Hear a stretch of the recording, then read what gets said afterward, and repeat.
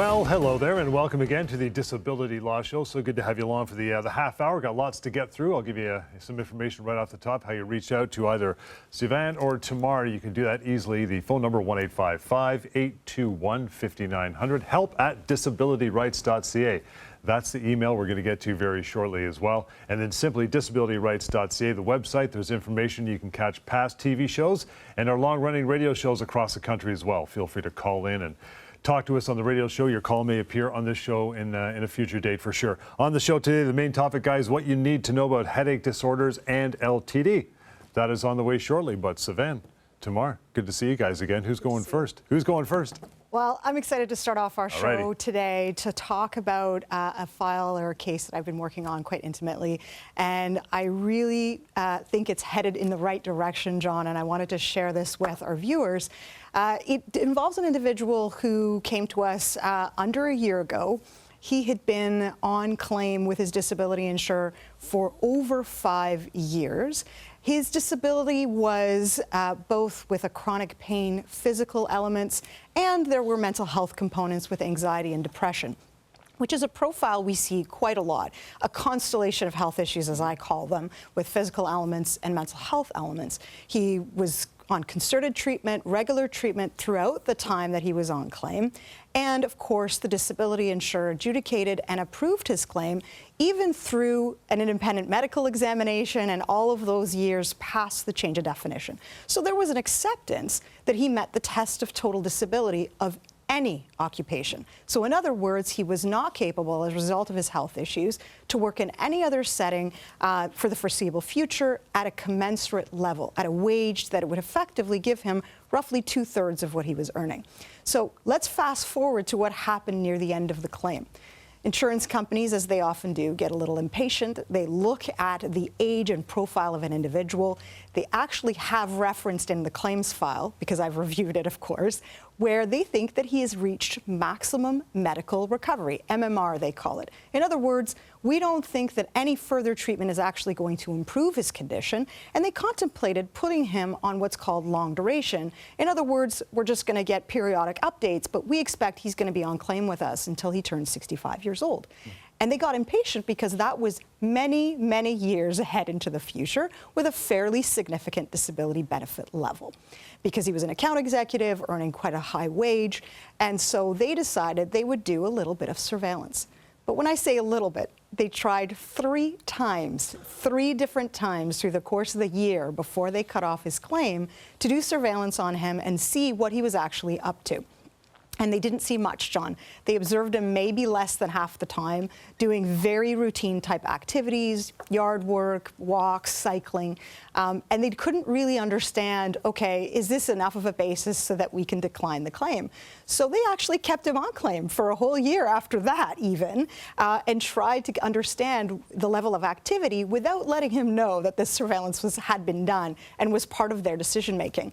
And he was very forthright with them. Of course, he didn't have anything to hide. He explained to them that his doctor and his therapist had both recommended more physical activity. So he'd actually been on a physical routine to lose something like 100 pounds, wow. You know, a lot of diet and exercise to his credit. But in the midst of that, of course, still consistently being told, look, but the chronic pain is going to improve but not go away. The mental health conditions will continue to wax and wane. And you've got a profile of an individual which quite correctly should have continued to receive his disability benefits. But as we see more often than not, they found an opportunity to close out the claim, improperly, might I add, and of course he came to us and we initiated the legal claim. And the reason why I'm focusing on it is because we are on the doorsteps of resolving the claim, John, within months of being retained, after he had challenges in trying to persuade the insurer that this is something that should have been on approved mode and long duration for the rest of my life, or at least until the end of the policy. They prematurely cut him off and of course resulted in exacerbating his health issues. And so all of that now is in the mix of the conversation that we're having with the disability insurer to successfully get the resolution for our client, frankly, in a situation where the insurer should never have cut off the claim to begin with. Sivan, what do you think?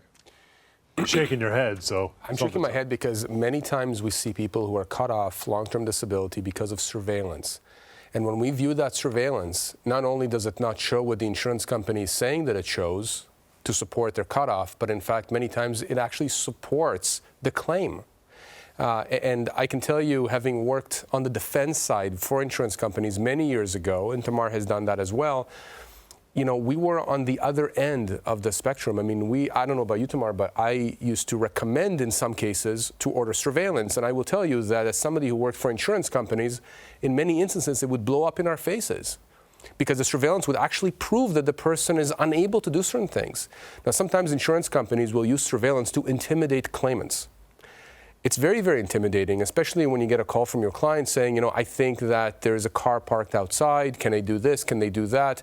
And when they don't have a lawyer, right, when there's no legal claim at that point, they're still getting long-term disability, it doesn't help their mental state. No. And oftentimes it increases anxiety, increases depression, increases sleeplessness.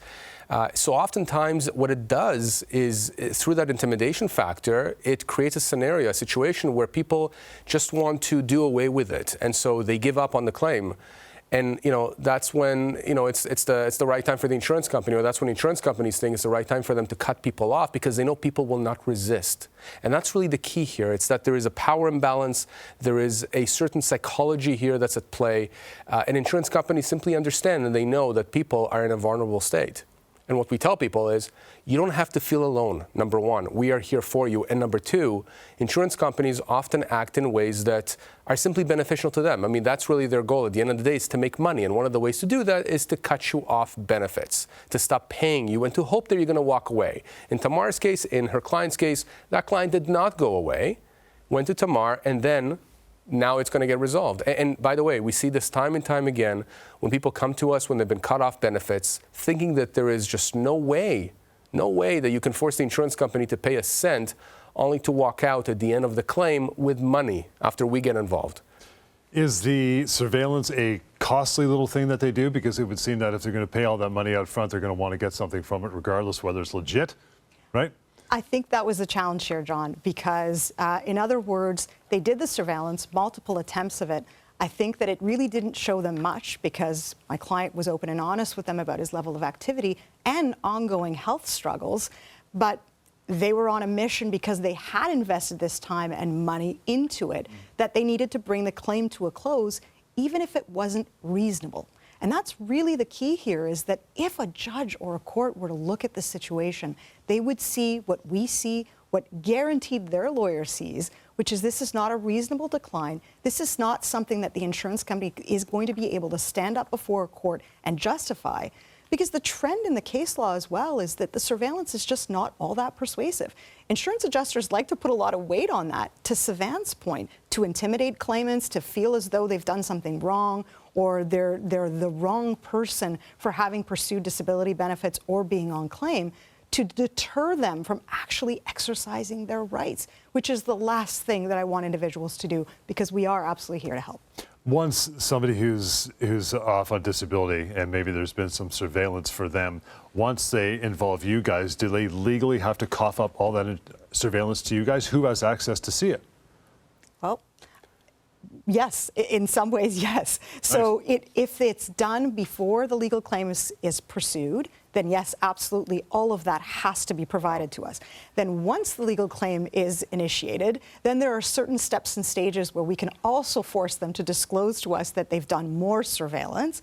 And then if they're not going to rely upon it at trial, then they have to show us that they have it, but they don't necessarily have to rely upon it. It gets somewhat technical, but at the end of the day, I can assure you, John, they're not going to do it unless they think it's going to be that smoking gun. Yeah. And 99% of the time, it's just simply not. John, one last point on this. I agree with everything Tamar said. I can tell you I've had one case that comes to mind where I have pressed the insurance company to provide all of its surveillance, not just what they cherry-picked. And when you look at the entire surveillance, even the stuff they said was not relevant ended up being relevant. We ended up resolving the case very quickly.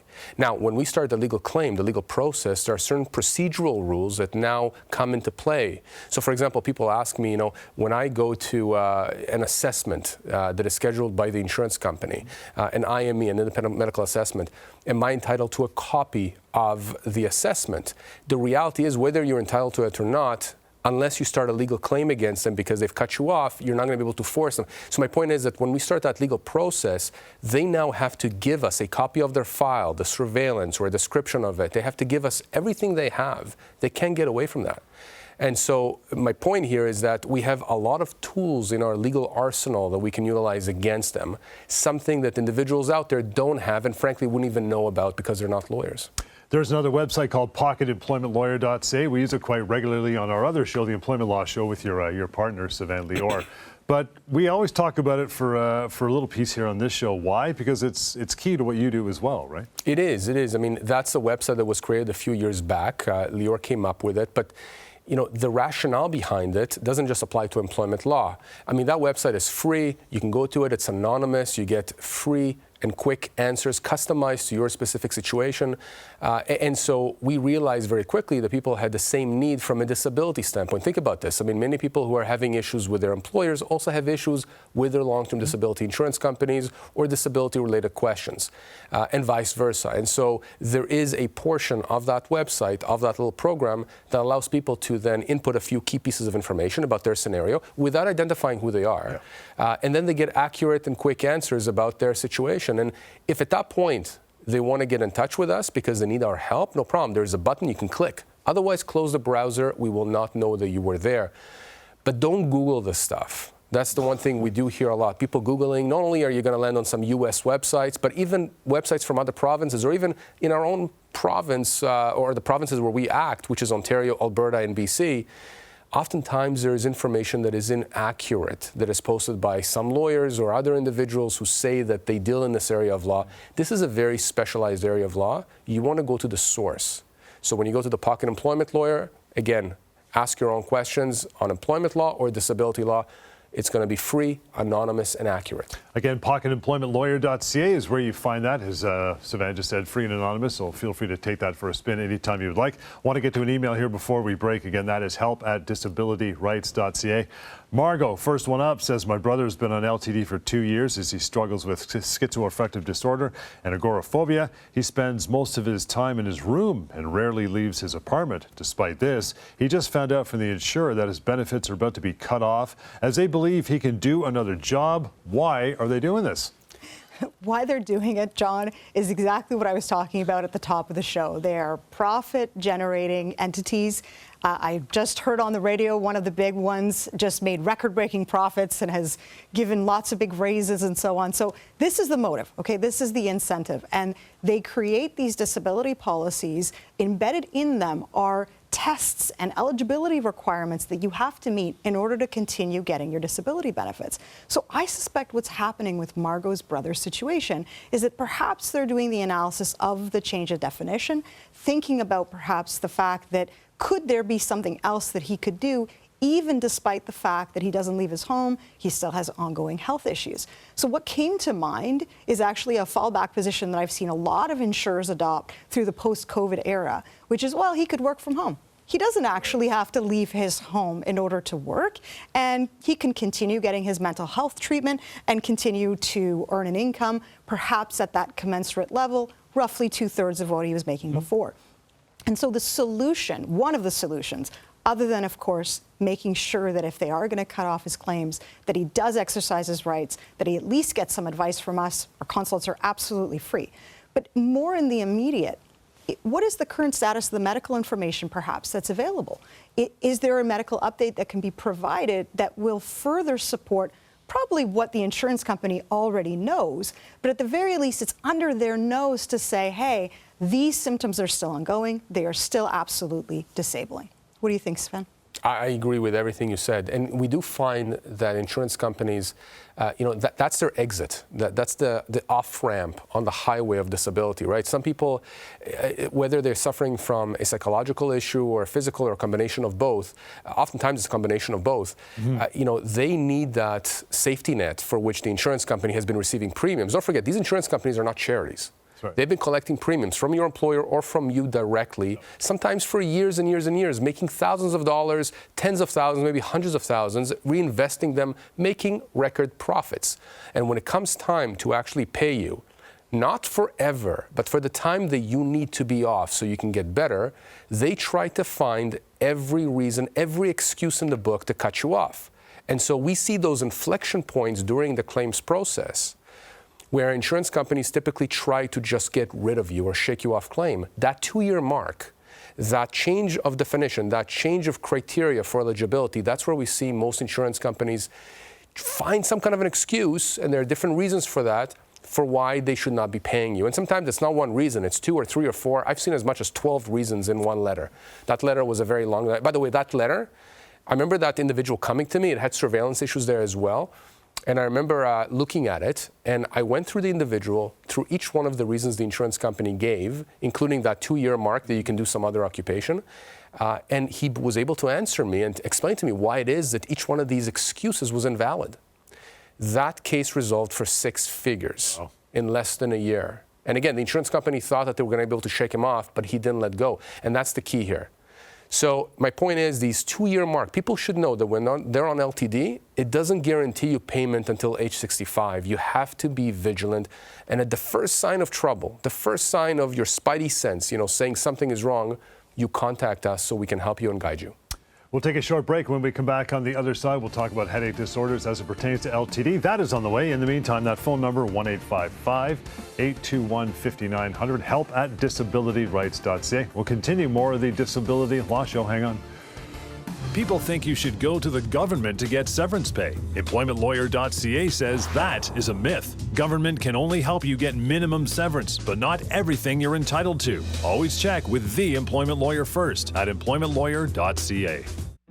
If your long-term disability claim is denied, should you appeal? Appeals often fail because insurance companies control the process. So long as you appeal, you're playing by their rules. You should never appeal the denial of your disability benefits. Appeals are just a mirage of false hope. Don't. That's their process. Take it out of their hands and fight for your rights with our help. Go to disabilityrights.ca. Discover your rights, fight back, and get what you're owed. People think their employer can make changes to their job. EmploymentLawyer.ca says that is a myth. Your employer can't change your pay, hours, or duties. You may be entitled to full severance pay. Always check with the employment lawyer first at EmploymentLawyer.ca.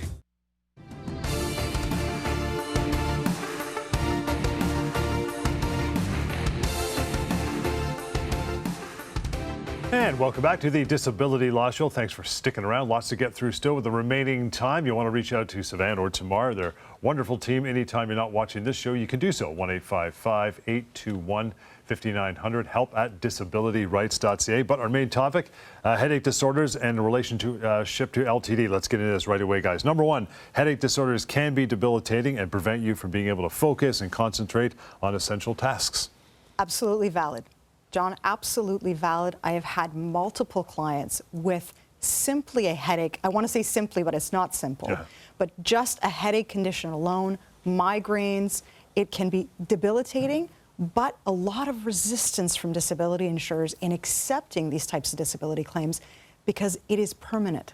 John, most of the clients that I've worked with these kinds of conditions, it doesn't go away. They learn to manage the condition, they can be treated for the condition, but it will always have triggers and it will always be a problem for them for the duration of their life. And as we talked about in our prior segment, these disability insurers are constructed in a way that they want to weed out these types of claims. And with headache-type disabilities, they don't want you on claim at all. They will take the position that you absolutely continue working. You can take the occasional sick day when you're really feeling unwell, and that should be satisfactory. It's not a valid disability claim. Number 2 is this. I'll throw this one your way, Sivan. That is migraines and other types of headache disorders are often considered invisible illnesses, right? And difficult to diagnose. Yeah, and one of the things that is very frustrating, not just for us, but obviously for individuals out there who are struggling with proving to the insurance company that they're disabled, is that medical science has its limits. Right? Our diagnostic capabilities have their limits. Sure. We have new MRI machines, we have new imaging machines, we have new technologies coming around all the time. But how do you diagnose a headache? How do you diagnose, or how do you see depression, as an example? I mean, look, the more we advance with technology, the more we can see changes in the brain, etc. I remember one case a few years back with an individual who had a slew of symptoms, but the most prominent symptoms were migraines. Migraines that would land her in the hospital. And it would happen weekly, and they didn't know what was going on. And she went to, I think, every neurologist in the province. And yet the insurance company said there's no objective medical evidence, complete nonsense, and denied the claim on that basis. And of course, when we got involved, I mean, they capitulated very, very fast because they understood this would never hold in court.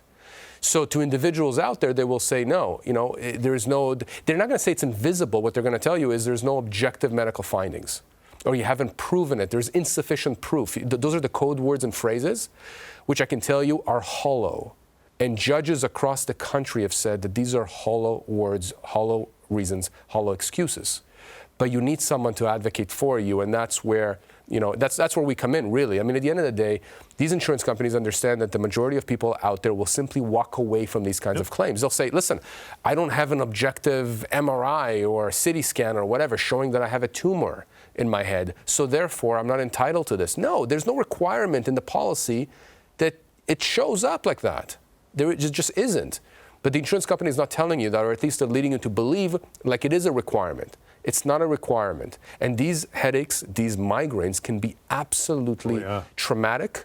And I mean, there's some people that I know that, again, have been hospitalized because of it.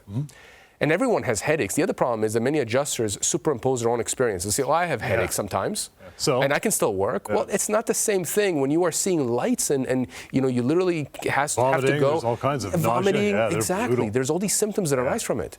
So no, it's complete nonsense. And as long as you have doctors treating you and doctors who are diagnosing you with the issue, or at least with a set of symptoms, you're good to go. The insurance company should not be denying your claim. We are talking about headache disorders and the relationship to LTD. Last one is this, guys. It is vital to document and keep medical records of treatment and tests in order to strengthen your LTD claim. This is exactly the point that I think both Sivan and I are trying to make, which is the symptoms have been recognized. If they're recognized by your doctors, they have been recognized by the courts as sufficiently disabling. So courts have actually rejected this analysis that insurance companies like to put on to these types of claims, that it needs to be objective. It doesn't actually when you have an inherently subjective claim. But adjusters are box checkers. They will put it in a WebMD type format. They'll say headaches, even migraines, are temporary. They can be treated. It's a treatable condition, and therefore it must mean that it is not disabling. And so it becomes that much more important to ensure that the details, the restrictions and limitations that you are suffering as a result of this migraine condition, these headaches, are well documented in your medical information. So there isn't this guessing game. There aren't the inclination that most adjusters have to assume that this is a minor temporary thing and that you can continue to work through it. More to come, guys. I'll give you another website you can use to ask questions freely and anonymously. It's called mydisabilityquestions.com. That's exactly where we're going after break. So stick around. More of the Disability Law Show is on the way.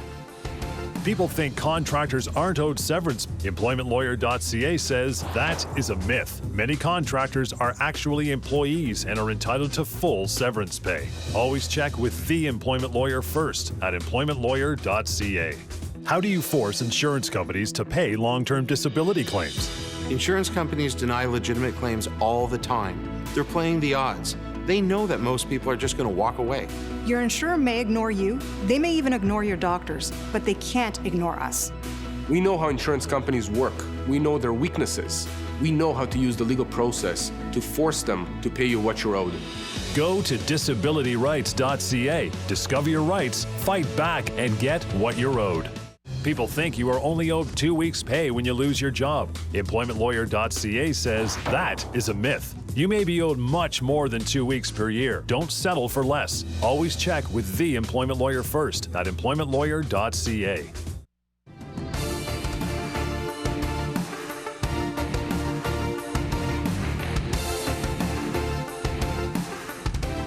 Welcome back. Disability Law Show. A few minutes to go here to reach out beyond this half hour. You always can. 1-855-821-5900. Help at disabilityrights.ca.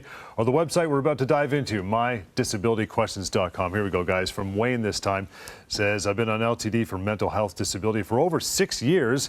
After I speak to the insurer, my anxiety and stress seem to increase tremendously. Should I consider negotiating a lump sum so I no longer have to keep in contact with my adjuster? Okay, so this is a common question that we get. So Wayne, you're not alone. I will tell you this. First of all, the fact that he's been on disability for 6 years means that he's met the any occupation test, assuming that he has a standard policy. So the insurance company obviously has agreed that he's disabled for the long term, maybe not forever, but for the long term. But this is very common for people to contact us and say, listen, every time I get a call or an email from my adjuster, my blood pressure goes through the roof. Tired of this. I can't sleep. I'm tired of this. And you know, sometimes they want us to take over those communications with the insurance company. So I understand this question. Here's the problem with you approaching the insurance company for a lump sum. Inherently, the insurance company is going to then look at your claim more closely. They're going to try to understand why it is that you're asking for a lump sum. Right.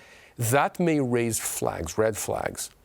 It may not mean anything, meaning just like in your situation, Wayne, you may simply want to just cash out even at a discount. So it's good for you, good for the insurance company. But again, the insurance company is going to be, initially at least, a little bit suspicious of the request. You can do it, but there is that risk. And once you sort of wake the beast, wake the giant, so to speak, you may not like the result. They may start putting a target on your back and start trying to find ways of cutting you off. It maybe not. Maybe they will try and engage you, but I can tell you more often than not, when people have come to me after trying that, it was because they've awakened something. The insurance company is now giving them a hard time. Right. That's very different than the insurance company coming to you and offering you a lump sum at their own initiative, as opposed to you asking them. And what happens in those situations, again, people want to find out, can I negotiate? You can try. I have generally been unsuccessful. Insurance companies, when they offer you a lump sum, typically I find that they are simply trying to get rid of the claim, so they're trying to get a large discount for paying you upfront some money. And so there's a different conversation that we have with people at that point, and we urge people to contact us in that situation so we can talk to them about their specific case.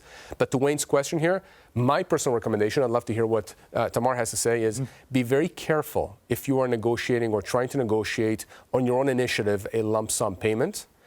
It may end up backfiring. Poking the bear. You may be poking the bear. Yeah. Tamar, what do you think? I completely agree. I think that in the times where individuals, and I understand the temptation, but when there have been times where people have tried to broach this with the insurer, it unnecessarily puts a real focus on the disability claim and the improper focus, John. The focus away from what's happening with this individual, why they want this lump sum settlement. It's because they don't want to deal with the insurance adjuster.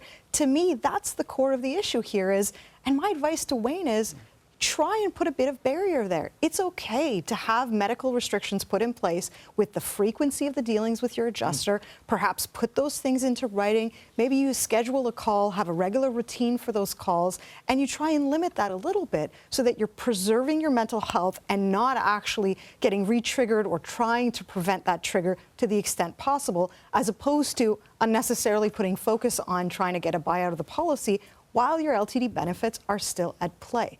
Conversation totally different, though, if the benefits have been cut off or if the insurance company is broaching a lump sum settlement with you, then by all means, if you're looking for some advice, happy to talk to anyone at any stage of their disability claim in this type of context. I guess Wayne at this point just has to sit and wait. Eventually, they'll probably maybe cut him off. At that point, he can get a hold of you guys and you can take over the conversation. He doesn't have to talk to them at that point. Yeah, absolutely. Except that to Tamar's point, you know, we can give certain tips on how to deal with these situations. And in fact, on one of our websites, ltdfaq.ca, where we have free memos, there is a memo about dealing with difficult adjusters. What can you do? How can you converse in writing with them? And other types of tips of what you should do to shield yourself from those kinds of behaviors. But people are entitled to respect, and they're entitled to be treated in a correct way and a good way. And again, if Wayne continues to have these issues, to contact us after the show, we will have a chat and explain to him what his options are. Just about done for another show. Thank you so much for tuning in. If you contribute to the show, we love it. You can do that as the shows go on in the future. Always email or write or make that phone call. Sivan just did mention ltdfaq.ca. Very simple, concise, non-legalese memos about LTD. Easy to digest, right? But the phone number, 1-855-821-5900. Email is help@disabilityrights.ca. And that one is there as well, mydisabilityquestions.com. You can use them all whenever you like. And we'll catch you next time on the Disability Law Show. Thanks for tuning in.